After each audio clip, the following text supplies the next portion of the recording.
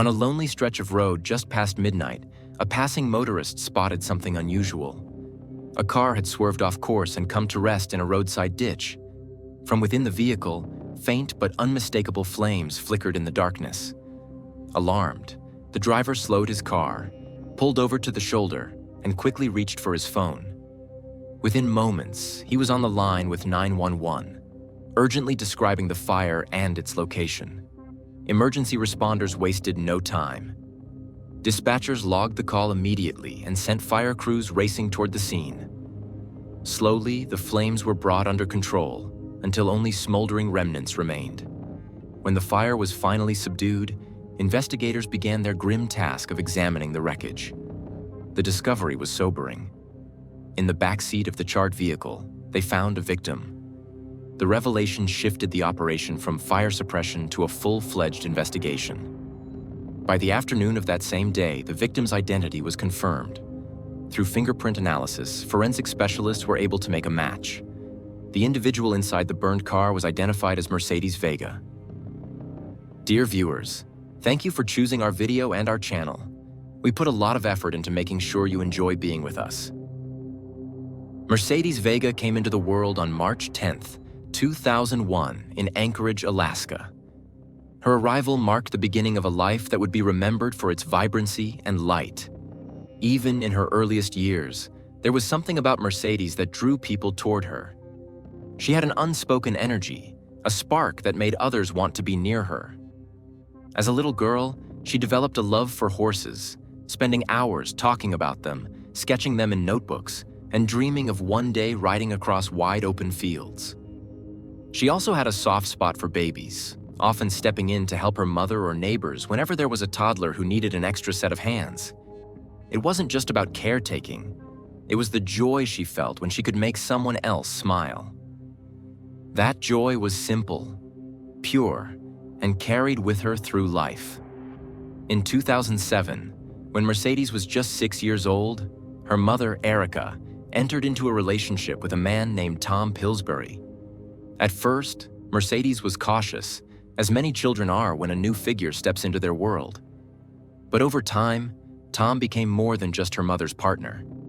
He became a central figure in her life. Their relationship blossomed slowly and naturally.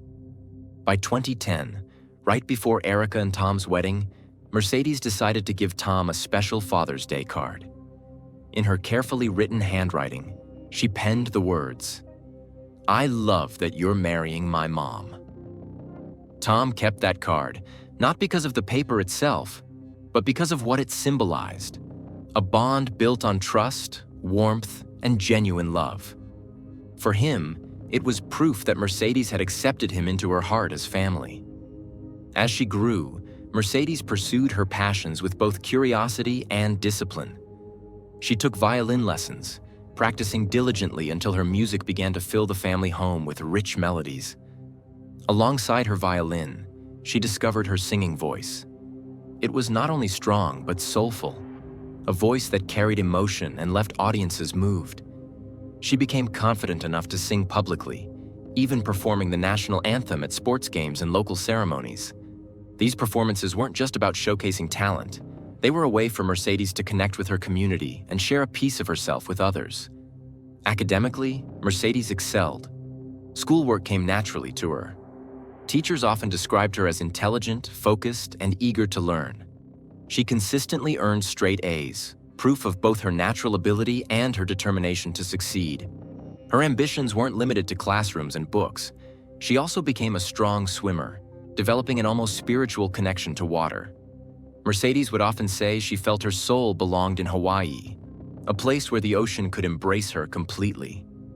The sea reflected her nature, vast, free, and endlessly alive. Her home life in Santan Valley, Arizona, shaped much of who she became. Erica and Tom created a nurturing environment that allowed Mercedes to grow with both confidence and humility. Erica often described her daughter as witty and articulate, someone who could make friends with ease but also knew how to stand her ground. Mercedes had a playful side too. She was a prankster who enjoyed laughter as much as she enjoyed serious conversations. Her laugh was unforgettable, the kind of laugh that filled a room and made everyone else laugh along, even if they didn't know the joke. She carried with her an unshakable authenticity, never apologizing for who she was, and in doing so, she gave others permission to be themselves too. By her early 20s, Mercedes stepped into adulthood with independence and determination. She moved to Tempe, Arizona, settling into the Aubrey apartments. There, she began carving out a life on her own terms. To support herself, she took a job as a dancer at a Phoenix club, working several nights a week. For Mercedes, the work was a means to an end. She had bigger dreams of opening her own gym and becoming a personal trainer. She was passionate about fitness, not only for herself, but for how it could empower others. Her goal was clear. She wanted to help people become stronger, both physically and mentally.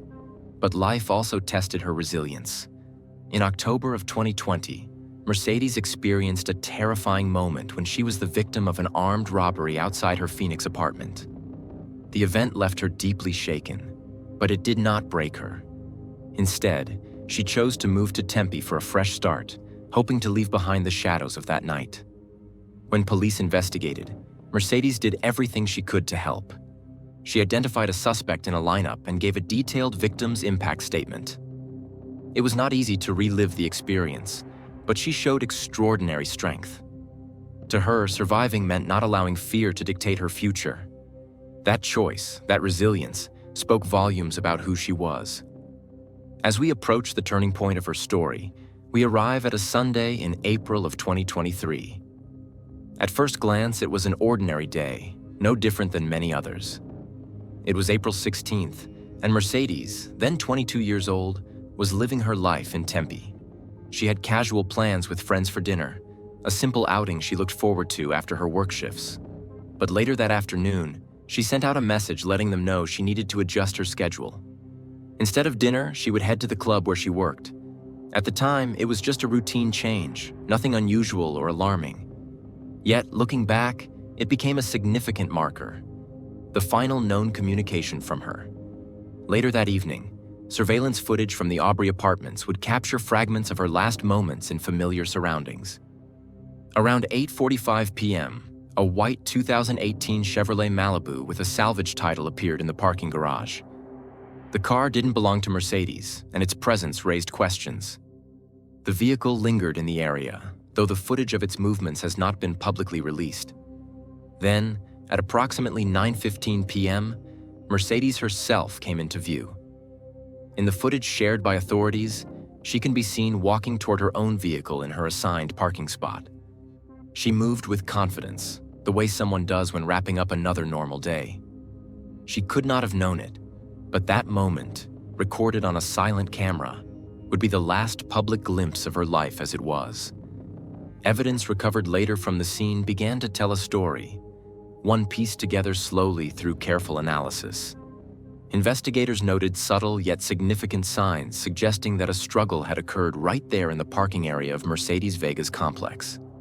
Traces of her DNA were discovered both at her assigned parking spot and within the passenger area of her car.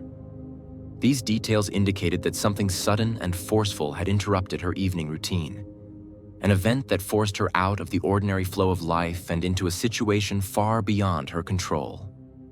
Minutes ticked forward, and the sequence of movements became clearer through surrounding surveillance cameras. At around 9:25 p.m., Mercedes' own vehicle was captured pulling into a nearby lot close to a popular restaurant called Culinary Dropout, just a short distance from her apartment building. The way the car was parked immediately drew attention when it was later reviewed.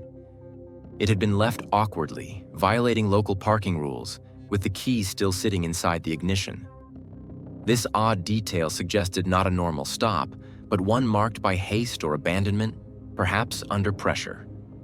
The second vehicle, the white 2018 Chevrolet Malibu first seen in the apartment garage, was also captured in footage.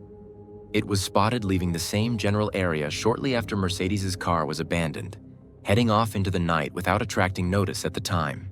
To those reconstructing the case, this pattern appeared deliberate, almost as if the vehicles had been maneuvered in tandem and then separated, leaving Mercedes' car behind while the Malibu continued west. As the night deepened and the city quieted into early Monday morning, the situation escalated far from the streets of Tempe. Out along Interstate 10 near Tonopah, a stretch of desert landscape about 60 miles west of the city, the setting turned stark. It is a place where the freeway cuts through wide open land, traffic thins, and silence hangs heavy. Around this remote stretch, after midnight, a passing driver noticed something unusual. A vehicle had veered into a roadside ditch, and from within, flickering flames were visible. Concerned, the man slowed, pulled over, and quickly dialed 911 to report what he was seeing. His call would become one of the earliest first-hand accounts of the discovery and would later be preserved in the official investigative record. During the call, the man's words painted a picture of the moment. He told the dispatcher, "I just want to report a car. It's on fire. It's on the north side of the westbound lanes on Interstate 10, about the 85.5-mile marker. It was like down in the bushes, but I saw a flame inside the vehicle." The detail of his observation was striking. He also added something that stood out to detectives reviewing the audio later. "You said there's people outside the vehicle? I believe I saw at least one person outside." "Yes." This remark hinted at the possibility of activity near the vehicle either just before or during the time the flames took hold. Whether accurate or not, it added an element of urgency, raising questions about what had unfolded in those desert moments. Emergency dispatchers quickly logged the call and dispatched fire crews to the site. Responders arrived to find the Chevrolet Malibu engulfed in flames, burning in the dark expanse of the desert night. Firefighters worked methodically to suppress the blaze, and once the flames were under control, they began their inspection of the charred vehicle. Inside the back seat, they made a sobering discovery. A person was present. The condition of the car itself offered investigators a series of important clues. In the front area, 2 bottles of household bleach were found. One bottle was partially empty, and alongside it sat a container of lighter fluid. Latex gloves were also collected at the scene, suggesting that the setup was not accidental but carried signs of deliberate staging. The car's status added to the intrigue. It had not been reported stolen, and its salvage title history meant tracing its origins required additional paperwork and cross-checking through state databases. Authorities quickly secured the surrounding area, treating the ditch and roadside shoulder as a crime scene. Barriers were placed to keep the public out while forensic specialists moved in to preserve what remained of potential evidence. The fire had destroyed much, but not everything. By later that same day, the identity of the victim was confirmed. Using fingerprint analysis, investigators were able to link the person found in the Malibu back to Tempe. It was Mercedes Vega. For her family, friends, and community, the news was devastating. For investigators, it meant the case now connected back to the surveillance trail that had begun at her apartment complex just hours earlier. Detectives from the Maricopa County Sheriff's Office assumed coordination of the case, bringing in additional resources and reviewing every available piece of evidence. They replayed the 911 call, listening closely for tone, background noise, or overlooked details. They also re-interviewed the driver who had reported the fire, carefully mapping his vantage point from the freeway, how long he had observed the scene, and the exact timing of his call. The timeline began to take shape with painstaking precision. At one end was the garage footage in Tempe, showing both Mercedes' car and the Malibu leaving in sequence. Then came the abandoned car near Culinary Dropout with keys left in place, an act suggesting either panic or intentional misdirection.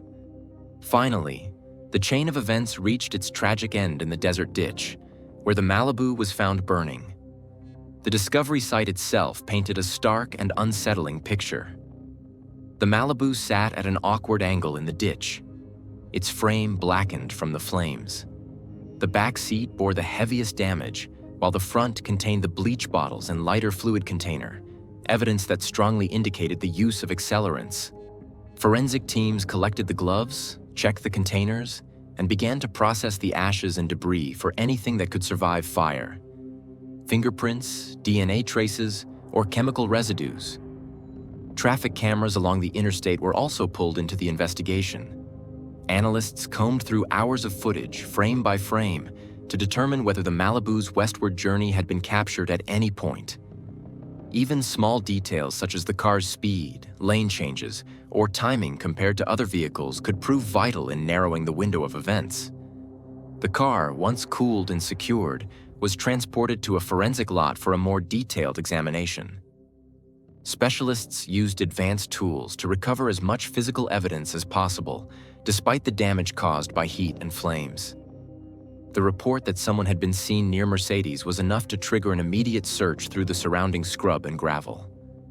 Officers spread out with flashlights and K9 units, hoping to find footprints, cigarette butts, or any discarded personal effects.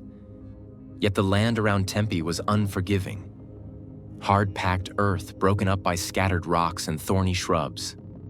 Such terrain left investigators with almost nothing in the way of visible impressions, making it difficult to follow any trail.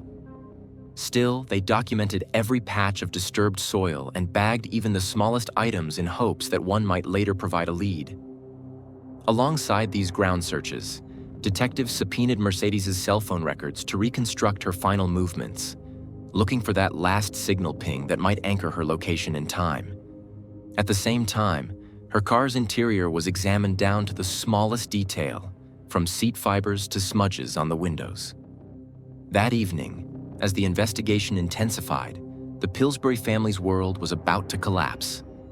Around 7 p.m., Mercedes' parents, Erica and Tom, had just returned home from a Caribbean vacation, still sun-touched and relaxed, unaware of the storm that awaited them. A knock at the front door changed everything. 2 uniformed officers stood on the porch, their expressions somber. They asked if Mercedes lived there, and when Erica confirmed, her voice uneasy, she pressed them for reassurance. "Is she all right?" she repeated more than once. The hesitation in their reply told her the answer before the words came. Her daughter was gone. Erica later described the moment as one where her very soul felt ripped from her body. For Tom, the memory of that night became equally seared into his mind. A shocking fracture in what had been an ordinary day only hours before. Their last phone call with Mercedes, cheerful and routine while they were still away, now seemed like a final gift they hadn't known to treasure. Despite the crushing grief, Erica and Tom found themselves thrust into the role of witnesses. They gathered themselves enough to share every detail they could remember about Mercedes' routines, her habits, and even small quirks. Anything that might help investigators sketch out what drew her from the safety of her apartment garage that evening. Detectives from the Maricopa County Sheriff's Office understood that the case was unusual from the start. Mercedes hadn't simply disappeared into thin air. She had vanished from what should have been a secure location and was later found in a burned-out vehicle roughly 60 miles from her home. That distance alone raised difficult questions. Why was she taken there, and who could have orchestrated such a move without drawing attention along the way? The months that followed tested the endurance of everyone connected to the case. What began with urgency eventually slowed to the painstaking rhythm of forensic work. Specialists examined the charred shell of Mercedes Malibu, collecting even the smallest particles. They sifted through ash by hand, hoping to recover fingerprints, DNA, or overlooked personal belongings. Each fragment was cataloged, though progress felt agonizingly slow.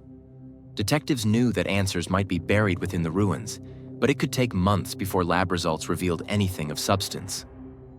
The official autopsy report, conducted by the Maricopa County Medical Examiner, was not released until October 20th to 23rd, 6 months after Mercedes was found. That delay in formal findings weighed heavily on her family and frustrated the broader community following the case. For more than a year, public updates were sparse, leaving friends, co-workers, and supporters in suspense. While the sheriff's office reassured the public that work was ongoing, many quietly feared the case might slip into stagnation. Investigators circled back to the people who knew Mercedes best, carefully mapping out her daily patterns. Her parents emphasized her independence, her love for her job, and the absence of obvious conflicts. But they also reminded detectives of an earlier ordeal that had cast a long shadow over her life. It was impossible, they said, to ignore the armed robbery in Phoenix back in 2020. That event had been more than a scare. It was the catalyst that had driven her to relocate to Tempe in search of safety. On October 12, 2020, at about 5 a.m., Mercedes had been returning to her Phoenix apartment when a man confronted her outside the building. He demanded her belongings and fled with cash and personal items. Though she was not physically harmed, the psychological impact lingered. Mercedes cooperated fully with the police, viewing a lineup and identifying a suspect named Cujo Young. She later gave a victim impact statement, explaining how the robbery had upended her sense of security. What followed was a grueling legal process that dragged out over years. Young faced charges of armed robbery with a deadly weapon, but his case stalled through no fewer than 18 continuances. Attorneys came and went, plea negotiations were accepted and rejected, and the legal clock stretched endlessly. Each reset meant Mercedes had to prepare herself again for the possibility of testifying in court. By early 2023, her trial date was set for April 17th.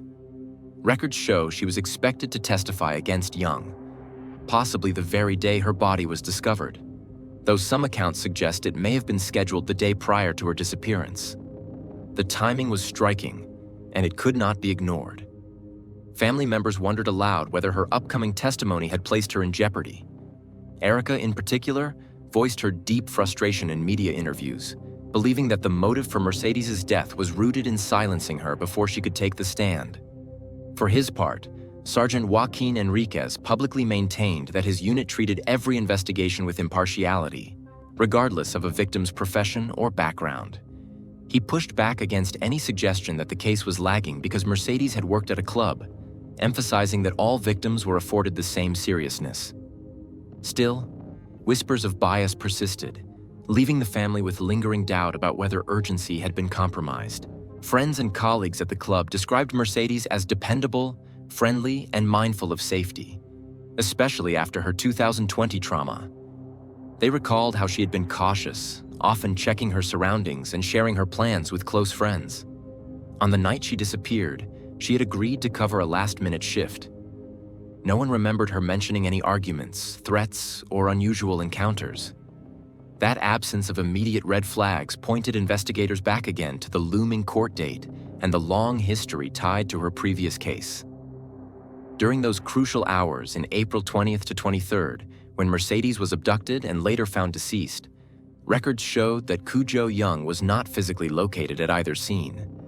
He was still out of custody, moving through the labyrinth of his pending trial, but there was no confirmed evidence placing him in Tempe or Tonopah. The possibility remained, however, that someone connected to him might have acted in his interest. Random theories of opportunity-driven faded in the face of what increasingly looked like a calculated setup. As time passed, the family clung to the belief that answers would come. They insisted that Mercedes' tragedy was not random, but rooted in her bravery as a victim willing to speak against someone who had once threatened her. For Erica and Tom, that conviction became the driving force behind their public advocacy. As the investigative threads drew tighter, weaving together strands of digital forensics, fingerprint databases, and cell phone analysis, the long silent puzzle surrounding Mercedes' death began to give way. Detectives from the Maricopa County Sheriff's Office, who had spent months painstakingly tracing leads, finally reached the point of action. What followed was a series of arrests that transformed speculation into concrete charges and, for the first time, put names and faces to the shadows investigators had been pursuing. The first breakthrough arrived on November 11, 2024, when law enforcement in Tennessee detained Sincere Hayes, a 22-year-old from Chattanooga. At the time of his connection to Mercedes' case, Hayes was already in custody in Hamilton County on unrelated local matters. What tied him unmistakably to the crime was a fingerprint match, one lifted from a simple but telling object, a plastic grocery bag found abandoned in the back of Mercedes' burned-out car. That print had sat in evidence databases for more than a year, waiting for a match, until Hayes' arrest in May 2024 finally added his biometrics to the system. The discovery electrified the case and gave detectives their first tangible suspect. Within weeks, Hayes was extradited to Arizona to face the charges formally. During his initial appearance in court, he entered a not guilty plea, standing before the judge with what reporters described as a steady and controlled demeanor. The court set his bond at $2 million, cash only, underscoring the severity of the accusations.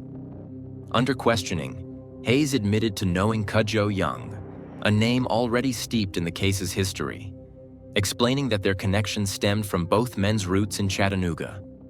He further acknowledged traveling to Arizona, referring to it vaguely as business, though he refused to elaborate on what that business entailed, with whom it involved, or why it coincided with Mercedes's disappearance.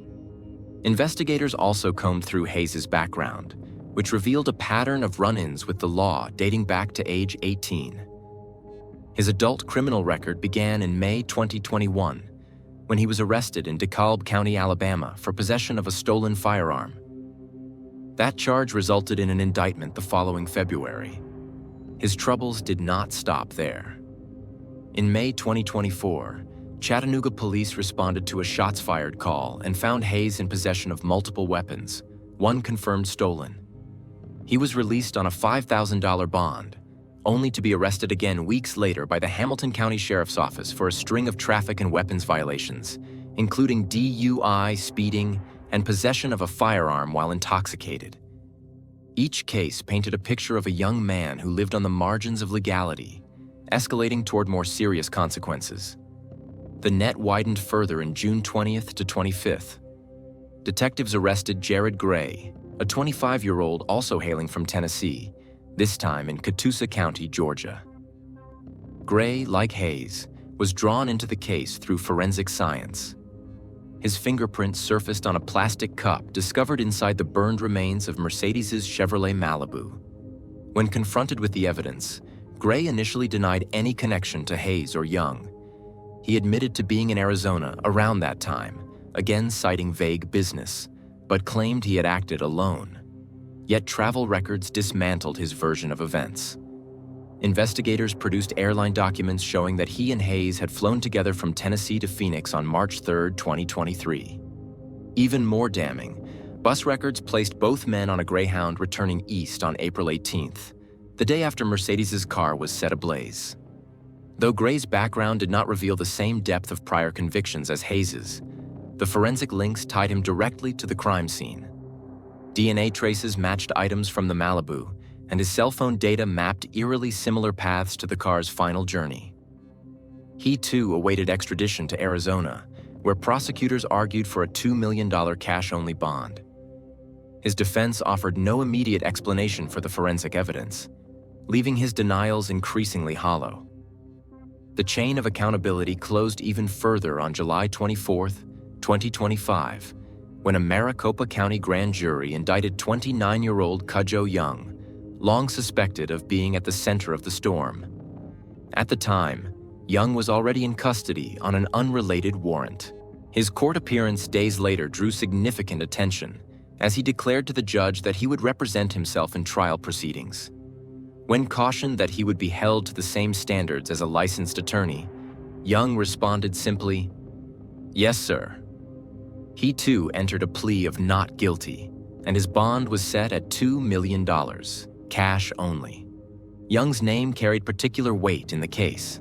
He was the same individual Mercedes had bravely identified in the 2020 armed robbery that had forced her to uproot her life and move to Tempe. That robbery, which she had hoped to see prosecuted in court, now loomed as a chilling prelude to the events of April 20th to 23rd. Each of the three men faced an array of serious charges. For Hayes, prosecutors filed for first-degree murder and signaled their intent to pursue the death penalty, citing aggravating circumstances. The calculated cruelty of the crime and the motive of silencing a key witness in an upcoming trial. Gray faced multiple counts, including first-degree murder, kidnapping, armed robbery, and theft.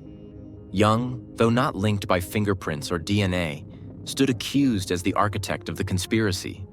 The emerging narrative suggested that the motive centered on silencing Mercedes before she could testify. Prosecutors argued that Young orchestrated the scheme, leveraging his ties to Hayes and Gray to ensure the threat against him in court disappeared. Court records revealed a trail.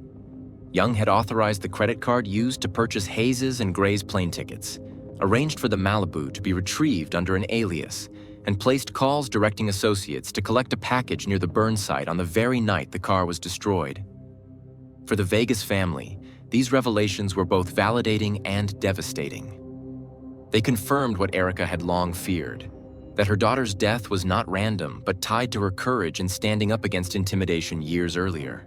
Yet they also underscored the depth of planning that had gone into the crime, a conspiracy stretching across states and involving multiple players. By late 2025, Hayes' case was advancing, though slowly. After his initial not guilty plea and extradition, prosecutors formally filed notice in May 2025 of their intent to seek the death penalty. The legal process, bound by motions, discovery, and constitutional safeguards, promised to be lengthy. Hayes' defense team responded with determination during a series of status conferences, repeatedly challenging the prosecution's decision to pursue the death penalty. His attorneys argued that the state was overreaching, especially when, in their view, the most prominent forensic tie, the fingerprint on the grocery bag recovered from the burned-out Malibu, was circumstantial rather than definitive proof of direct involvement. They suggested that such evidence could have been left behind innocently, prior to any alleged crime, or even mishandled during the lengthy span between its collection and eventual database match. These motions and counterarguments underscored the high-stakes atmosphere in the courtroom, where each side fought to frame the narrative of what the evidence truly meant. A tentative trial date had originally been placed on the calendar for July 31, 2025, but as is often the case in complex homicide proceedings, the schedule shifted. Court records confirmed that the date was postponed, citing ongoing discovery, pretrial motions, and the volume of forensic analysis still being contested. Instead, the next major status hearing was set for later in the year. While delays frustrated many, particularly Mercedes' family, legal experts reminded observers that such postponements were typical in capital cases, where the stakes demanded thorough preparation on both sides. Meanwhile, Jared Gray's path through the justice system lagged even further behind. Following his arrest in Georgia in June 2025, he remained held on a $2 million bond, awaiting extradition to Arizona. In response, Gray's defense filed motions in his Georgia hearings, signaling their intention to contest both points. His attorneys also emphasized his limited criminal history, portraying him not as a ringleader but as someone who might have been peripherally caught up in the actions of others. For prosecutors, however, the broader picture carried greater weight than any one piece of evidence. They argued that Gray's connection to Hayes, combined with the matching travel records and cell phone data, placed him firmly in the conspiracy. As of now, all three accused men, Cudjoe Young, Sincere Hayes, and Jared Gray, remain firmly within the grip of the judicial system.